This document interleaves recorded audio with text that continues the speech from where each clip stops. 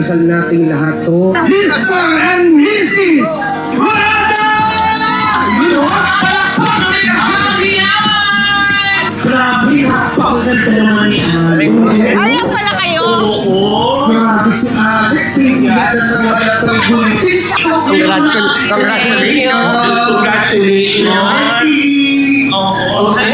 Buti nakapag-beach ka. Ay, ano mo naman, siyempre. Hindi na ako flat. Oo, Hindi na ako flat. Ay! Nakadyan.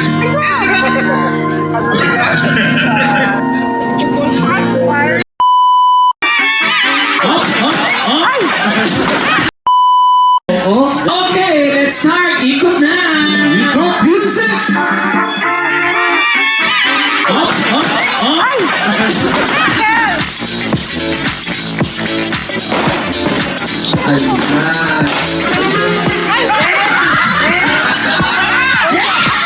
Ayan, o, tingnan mo. Tingnan mo. Alam mo, bago na gusto mo bago na ikot.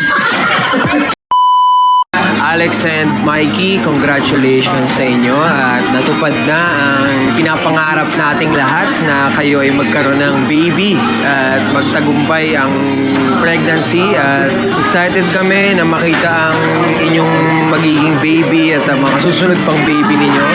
Yeah, enjoy the parenthood and good luck sa lahat-lahat ng ginagawa ninyo. Kaya sobrang excited kami sa inyo dalawa. Nililook forward ko makapagpalaki ng tao, ng bata, no?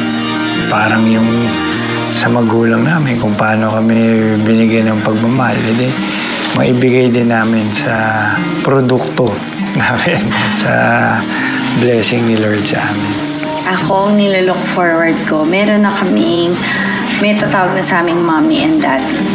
Yun lang. Kasi syempre matagal tahimik dito sa bahay namin, matagal kaming Kaming tahimik. dalawa lang, diba? So ngayon, parang yung feeling ko lang na finally, meron na kami.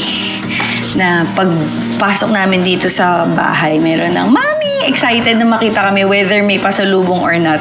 Pero yung presence namin alone is mahal niya and pipiliin niya. Yun yung sinasabi ko.